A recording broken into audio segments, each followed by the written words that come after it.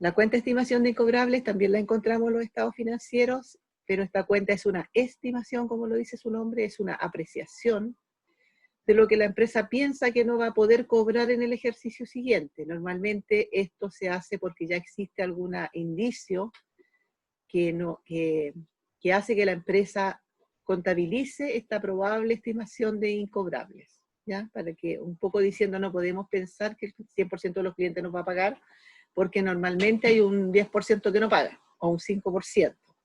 Sobre todo, por ejemplo, en este tiempo de COVID, lo más probable es que todas las empresas tengan una gran estimación de clientes incobrables, ¿ya? Pero como estamos viendo cuánto es el capital propio, ¿cierto? Esto no lo permite la ley de la renta, ¿ya? Entonces esta cuenta que se presenta en la columna del pasivo del balance, ¿cierto? O bien debajo directamente del cliente restando cuando lo tienen en un balance clasificado, cuando determinan el capital propio inicial, esta cuenta no se debe rebajar del activo. Y ya en ese año que se contabiliza la estimación, esta misma estimación, ustedes acuérdense que la toman como un gasto rechazado y la suman a la RLI como un ingreso más.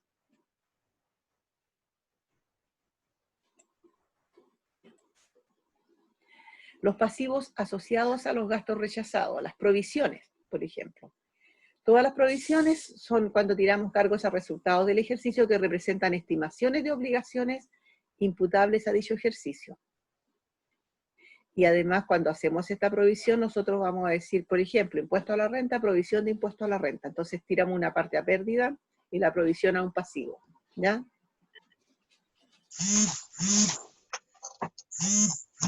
Esta provisión que financieramente corresponde efectuar no constituye pasivo desde el punto de vista tributario, no es pasivo exigible, por lo tanto es capital propio. No debemos considerarla un pasivo exigible. Esto explica por qué el cargo a pérdidas que se produce también por estas circunstancias también se debe agregar a la RLI, porque tampoco aceptamos las provisiones, ¿cierto?, cuando están que tiraron un cargo a pérdida.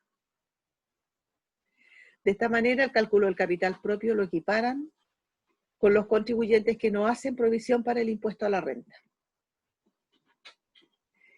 El servicio ha señalado que la provisión para impuesto a la renta se debe considerar como un pasivo no exigible y por consiguiente no se debe deducir de la suma total del activo para la determinación del capital propio tributario.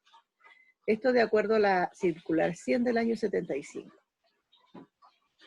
Ahora, cuando se pague el impuesto con cargo a la cuenta del pasivo correspondiente, se va a generar una disminución del capital propio inicial por el monto total del impuesto, que es cuando nosotros al año siguiente pagamos la provisión, ¿ya?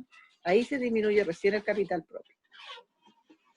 Todas las provisiones para gratificaciones, provisiones globales para el pago de participaciones o gratificaciones voluntarias que no impliquen un abono en cuenta a favor de los respectivos beneficiarios no se aceptan como gasto del ejercicio en que se efectúa la provisión, ni aun cuando se establece la identidad de los beneficiarios y se alegue su reparto se va a hacer bajo las condiciones que norma el artículo 31, número 6.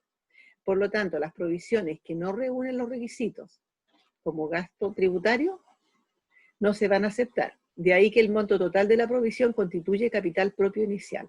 O sea, ¿cuándo la gratificación va a aceptarse como gasto? Cuando se pague, ¿ya? Cuando se está provisionando no se acepta, ¿ya? Y si no se acepta, no se considera pasivo exigible.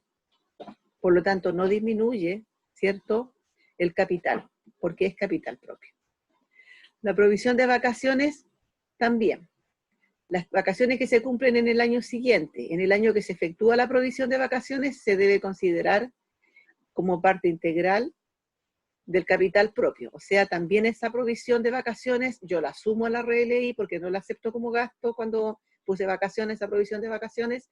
Esas vacaciones que tiré a gasto las sumo a la RLI y la provisión no la considero pasivo exigible. El pago que se efectúa al año siguiente con cargo a esta cuenta, eso es lo que recién, cuando se paga las vacaciones, va a provocar una disminución en la RLI, porque al pagarlo se va a transformar en un gasto aceptado. Si las provisiones corresponden a gastos adeudados al 31 de diciembre y se encuentran con la documentación respectiva al realizar el cálculo del capital propio inicial, ahí deben ser rebajadas, en la medida que correspondan a gastos necesarios para producir la renta. ¿Ya? Entonces, no son capital propio. Cuando, por ejemplo, estamos provisionando el pago de la luz, del agua y tenemos las facturas de diciembre, pero estamos provisionando que se pagarán en enero, en ese caso, esos gastos que están adeudados y que se encuentran con la documentación respectiva, esas provisiones sí son pasivo exigibles, ya que no son capital propio, y esas provisiones que están documentadas sí son gastos para la RLI y se aceptan. Los anticipos de contrato. El servicio solo puede informar que para los efectos tributarios la cuenta anticipo de contrato es una cuenta de pasivo transitorio, y si ésta corresponde a ingresos o utilidades percibidas en forma anticipada por la empresa, en este caso esta cuenta constituye capital propio porque entró dinero. Es cuando les anticipa, por ejemplo, el cliente. ¿Ya? Si entra dinero porque anticipa el cliente, ¿cierto? Le anticipan dinero, cliente, aunque no se haya hecho todavía la venta, es un pasivo, ¿cierto? Transitorio. Y constituye capital propio. Por tanto, no se deduce del total del activo para los fines de la determinación del capital propio. En consecuencia, dicha cuenta constituye capital propio tributario a contar del 1 de enero del año siguiente en que se percibe el anticipo.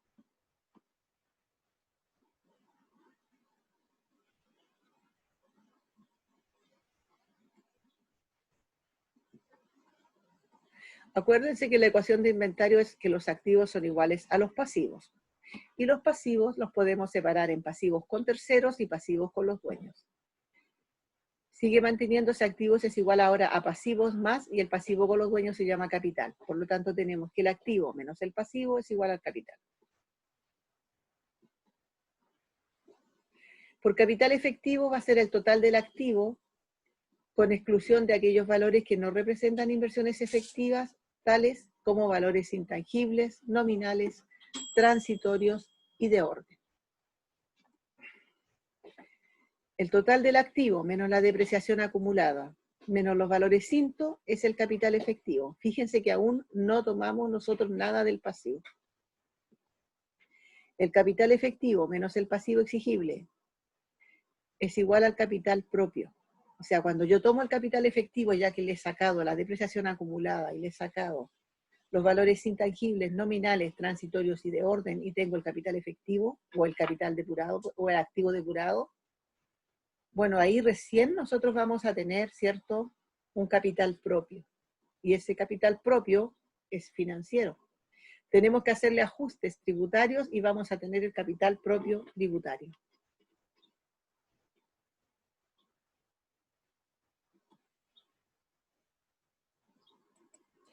¿Hasta ahí se entiende lo que hemos visto? ¿Se escucha? Sí, profe.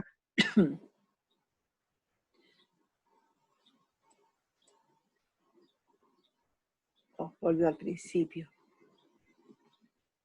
A ver, espérense. Sí, volvió al principio. Espérenme un poquito. Voy a pausar.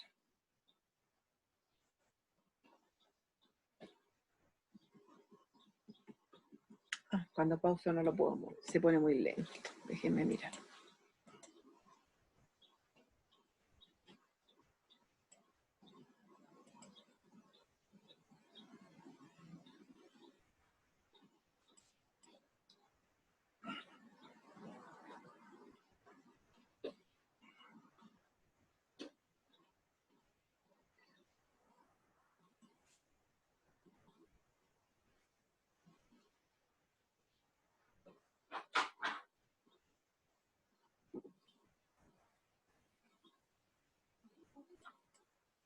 Ahí vamos, ¿cierto? A ver.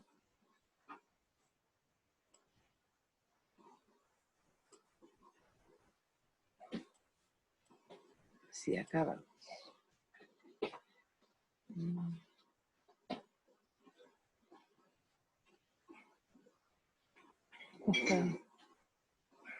Estábamos grabando. Voy a tener que cambiar todo. A ver, vamos a parar esto porque si no va a quedar.